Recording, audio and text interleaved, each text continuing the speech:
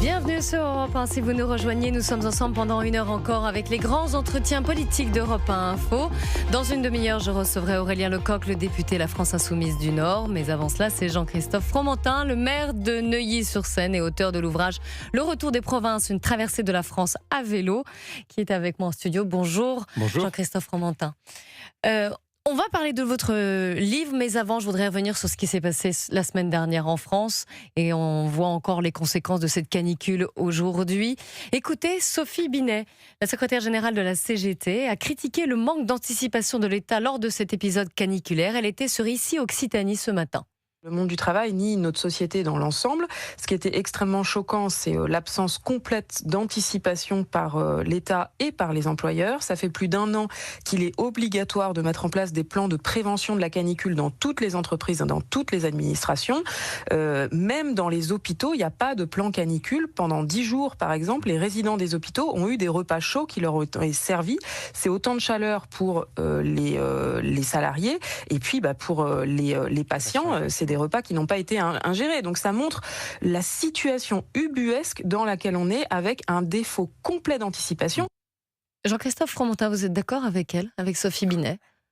Force est de constater que oui, on ne s'attendait pas à un épisode qui soit d'abord en période scolaire aussi long et avec des prémices en mai, puisqu'on a eu une période courte de canicule en mai. Je trouve qu'elle est un peu sévère parce que, bien entendu, on a conscience de ce chemin, de cette trajectoire du réchauffement climatique et en parallèle donc des efforts d'adaptation qu'on doit faire. Pour autant, personne n'avait envisagé la probabilité d'un épisode aussi long, aussi fort, aussi soudain sur cette période du mois de juin. Donc je crois que voilà, on a cet engagement et on attend de l'État ce qu'il accompagne cet engagement d'une adaptation de nos villes et de nos territoires, de nos organisations à un réchauffement climatique dont on voit qu'il s'accélère. Voilà, pour autant, il faut que chacun garde raison, que chacun soit à sa place, qu'on fasse des propositions, qu'on en discute et qu'on prenne des solutions durables. C'est-à-dire, pas acheter sur le coup des milliers de climatiseurs parce que ça sera pas forcément les bons appareils au bon endroit, au bon moment. Je pense qu'il faut garder un petit peu de mise en perspective de ce qu'on constate aujourd'hui, de prendre acte de l'accélération du réchauffement et de prendre un tout petit peu de temps pour travailler sur des solutions fiables et durables. Mais par exemple, comment ça s'est passé pour vous à Neuilly-sur-Seine ? Vous êtes le maire de cette ville. Est-ce que vous avez acheté des climatiseurs en urgence pour certains établissements, notamment certains hôpitaux ? Est-ce que au niveau des écoles aussi, qu'elles ont dû fermer ? Comment ça s'est passé ? Je suis pas favorable à travailler dans l'urgence. Je pense qu'on est conscient de cette évolution. Donc on a activé 3 choses. On a activé d'abord le plan canicule senior qui tourne bien, qu'on pratique depuis des années, qui est protocolisé, qui est prêt. Donc on l'a déclenché aussitôt que l'alerte a été donnée. Le sujet était différent pour les écoles, parce que les écoles, c'est une première, ce qu'on a vécu. Donc pour autant, on a petit à petit climatisé nos réfectoires, organisé certaines classes, et on a recensé dès dimanche dernier tous les lieux climatisés de la ville, de telle manière à assurer à côté de chaque école une solution dans un lieu climatisé. Par exemple, telle école avait le cinéma ou le théâtre à côté. On gardait les enfants le matin, puisque le matin, c'était encore acceptable en termes de température. Le déjeuner se passait dans des réfectoires qu'on a tous climatisés, donc qui étaient dans une ambiance plus agréable. Et dès la fin du repas, dans des bus climatisés, ils étaient emmenés dans des équipements culturels ou à proximité des écoles, pour des activités l'après-midi en milieu climatisé et retour à l'école le soir pour la reprise des parents. Donc on comprend, vous avez agi, vous avez essayé de trouver des solutions, mais ça rejoint un peu ce que dit Valérie Masson-Delmotte, qui est scientifique et climatologue et qui travaille au GIEC, qui dit mais on avait alerté depuis le milieu des années 90 et là il n'y a eu que bricolage et improvisation. Comment on fait justement pour rénover ce que vous disiez, adapter au changement climatique, alors par exemple que le fonds vert est passé de 2,5 milliards d'euros en 2024 à 837,5 en 2026. Non, vous avez raison, simplement il faut distinguer l'action de l'État et l'action de nos collectivités. L'action de l'État, clairement, et vous citez le fonds vert qui est passé de 2 milliards à 800 millions et qui est nettement insuffisant au regard des transformations qu'on va opérer. Donc il n'y a pas les moyens aujourd'hui au niveau de l'État d'accompagner une véritable politique de préparation, d'adaptation, voire d'anticipation. En revanche, au niveau de nos villes, Bon, moi, en ce qui concerne ma ville, on n'a pas attendu. Vous voyez, c'est les événements comme celui de la semaine dernière. Ça fait maintenant 6 ans qu'on travaille sur un contrat de performance énergétique. Donc, on isole tous nos bâtiments, on commence à les climatiser, on végétalise énormément. Mais simplement, ce plan, il se fait, on a dépensé plusieurs dizaines de millions d'euros depuis 5 ans. On le continue.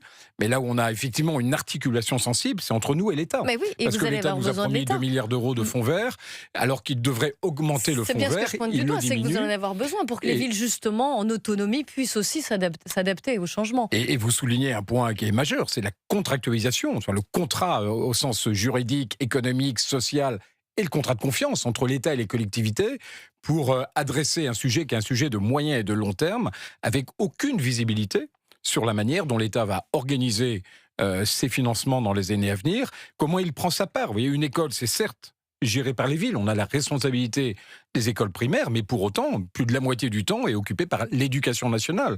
Donc on a interrogé aussi l'administration centrale, le gouvernement, sur quelle part il allait prendre à l'adaptation de nos écoles, puisque c'est pour occuper majoritairement du temps qui est dédié à l'éducation nationale. Alors, est-ce que vous pensez que cet épisode caniculaire, enfin ce deuxième épisode caniculaire même qu'on vient de vivre après mois de mai et mois de juin, très précoce, est-ce que ça va agir selon vous comme un déclic ? Alors nous, encore une fois, je parle pour Neuilly, mais beaucoup de collectivités et de mairies sont dans la même situation. On fait extrêmement attention à garder des marges de manœuvre d'investissement. Donc on a des marges de manœuvre. L'État nous en prend de plus en plus, puisqu'il vient puiser dans ce qu'on appelle notre épargne brute pour abonder son déficit public. Mais nos marges de manœuvre, il faut que l'État nous les laisse, parce qu'à défaut, lui, de faire les développements et les investissements qu'il faut, nous, on peut les faire, on va les faire, on est contraint de les faire et on a envie de les faire. Pour autant, il ne faut pas que l'État, non seulement ne nous finance pas, mais vienne puiser dans nos comptes pour pallier son incurie et son inconséquence budgétaire. Moi, ce que je crains, c'est que, alors qu'il faut investir dans toute une série de composantes, dont la transition énergétique, on voit d'ores et déjà les perspectives sur la loi de finances 2027 qui va être extrêmement violente, extrêmement dure. On va avoir un déficit qui a dérapé, on va avoir des taux d'intérêt qui vont monter, on a des priorités dans tous les sens à financer, et je crains qu'il y ait une tension au moment de la loi de finances qui augmente l'écart entre ce qu'il faudrait faire et ce qu'on pourra faire, et que à trop attendre et à trop dégrader nos finances publiques, on va prendre du retard sur des objectifs, comme vous l'évoquez, sur lesquels on devrait au contraire accélérer. Et on aurait dû peut-être même accélérer il y a déjà quelques années. Oui, parce que agir dans la précipitation, vous voyez, c'est contre-productif. D'abord, on achète mal, on achète cher. On n'achète pas forcément la solution parce qu'on n'apprécie pas dans l'urgence un petit peu le caractère global des solutions à mettre en œuvre. Une école, vous voyez, c'est de la clim, mais pas que. C'est des clims, par exemple, dans les dortoirs des maternelles. Ça peut être des brasseurs d'air dans certaines classes. C'est des rideaux occultants pour les façades qui sont plein sud. C'est une végétalisation des cours. Donc, tout ça se prépare, tout ça se commande, tout ça s'organise.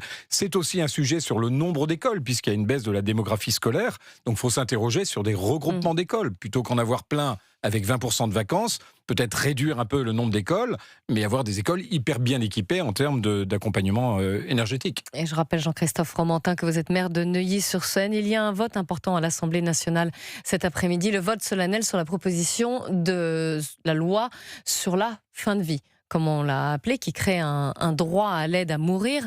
Écoutez François Bayrou, qui était ce matin l'invité de Laurence Ferrari sur CNews et Europe 1.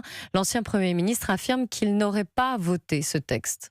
Non, je ne l'aurais pas voté. C'est un immense problème de conscience, parce que dans tous les pays où ce texte a été voté, ça a fait tache d'huile. Ça s'immisce dans la conscience générale. Et ça se multiplie. Ça se multiplie pour qui ? Pas pour les gens qui sont avantagés, qui ont les moyens. C'est pour les autres que ça vient. Tous les médecins qui travaillent dans ces admirables services de soins palliatifs disent « il ne faut pas faire ça. Donnez-nous les moyens de soulager la douleur ». On a constaté une chose très simple. Parmi tous les gens qui sont en soins palliatifs et qui voulaient avant qu'on leur applique cette fin de vie, il n'y en a plus que 2 ou 3% s'ils sont soulagés de la douleur qui veulent continuer. Et vous alors, Jean-Christophe Fromentin ? De quel côté vous situez-vous sur ce texte ? Je partage complètement. Si j'étais encore parlementaire, je ne voterais pas ce texte et je me battrais même pour qu'il n'existe pas. C'est un aveu d'échec. C'est une société qui n'a pas intégré la vulnérabilité, les fragilités, comme étant un élément de progrès, finalement. C'est une société qui renonce, une société qui cherche la solution la plus expéditive, la plus facile, celle d'abréger la vie. La philosophe Simone Veil disait une très belle phrase, elle disait la compassion pour la fragilité est liée à l'amour pour la véritable beauté. Cette phrase, elle dit tout. Elle dit, en fin de compte, même la qualité des relations humaines, elle se révèle dans la fragilité quand à un moment on a besoin d'adresser cette fragilité. Et là je trouve qu'on a un expédient législatif qui occupe en plus la galerie dans un moment où il y a quand même beaucoup d'enjeux, qui n'offre pas un débat serein, qui offre un débat précipité, sur lequel le président de la République renonce aussi à des engagements qu'il avait pris, notamment vis-à-vis des maisons de retraite confessionnelles qui ne peuvent pas intégrer cet expédient dans leur manière d'adresser la fin de la vie. En gros, elles ne vont pas pouvoir s'y opposer. Pardon, je vais y arriver. La tribune de Monseigneur Rouget était extrêmement juste, extrêmement forte sur le fait qu'on pourrait renoncer à des lieux qui sont des lieux de fraternité au sens beau du mot, parce que justement, l'oukase administratif qui devrait découler de la loi empêchera cette beauté de la fin de vie dès lors qu'on sait l'accompagner. Et ce que citait François Bayrou, ce qu'a cité également Philippe Juvin hier sur le changement du taux d'envie d'en finir dès lors qu'il y avait une prise en main, une prise en charge, une bienveillance, un amour, même au sens affectif, profond du mot.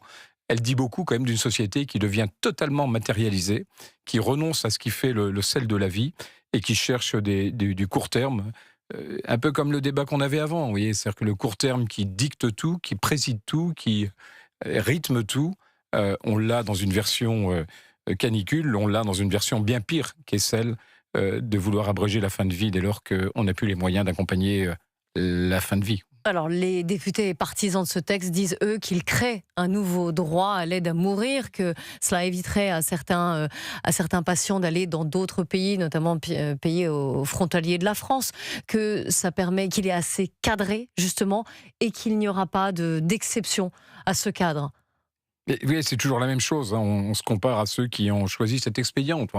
La France, elle gagnerait, vous voyez, à avoir peut-être une autre doctrine là-dessus, justement, parce que son histoire, parce que ses valeurs, parce que ses racines, parce qu'une construction qui fait qu'on a toujours sanctuarisé l'être humain, qui est la priorité. Et une société qui commence à renoncer à ça, parce que ça se fait ailleurs, parce que, effectivement, des pays le pratiquent sans état d'âme. C'est une société qui finalement glisse, parce que voilà, on n'a pas à être comme les autres. Au nom de quoi on serait comme les autres? Au nom de quoi on ferait comme les autres? Pourquoi on ne ferait pas différent? On a une histoire différente, on a des valeurs différentes, on a un goût pour la vie, et je pense que là, on envoie un signal extrêmement négatif. Quand j'étais parlementaire, j'avais voté contre la loi Leonetti-Claes en disant, finalement, avec la sédation profonde et continue, on ouvre un droit à la mort. Finalement, on commence, on met le pied. Et j'avais dit dans le débat parlementaire à l'époque que cette loi que beaucoup avaient votée, y compris à droite, de ceux qui sont contre l'euthanasie, je leur dis, elle est stratégique parce que justement, elle nous fait basculer. Elle nous fait basculer dans un autre univers. Et vous verrez que de cet univers, les partisans de l'euthanasie tireront le fil très légitimement et arriveront à ce qu'on vit aujourd'hui, c'est-à-dire un droit à la mort qui est totalement octogonal par rapport à des valeurs de vie. Jean-Christophe Fromentin, maire de Neuilly-sur-Seine, qui est l'invité des grands entretiens politiques d'Europe 1 Info. Vous militez pour le retour des provinces. Alors, vous allez nous expliquer, parce que vous avez même fait une traversée de la France à vélo en plein hiver. A tout de suite sur Europe 1.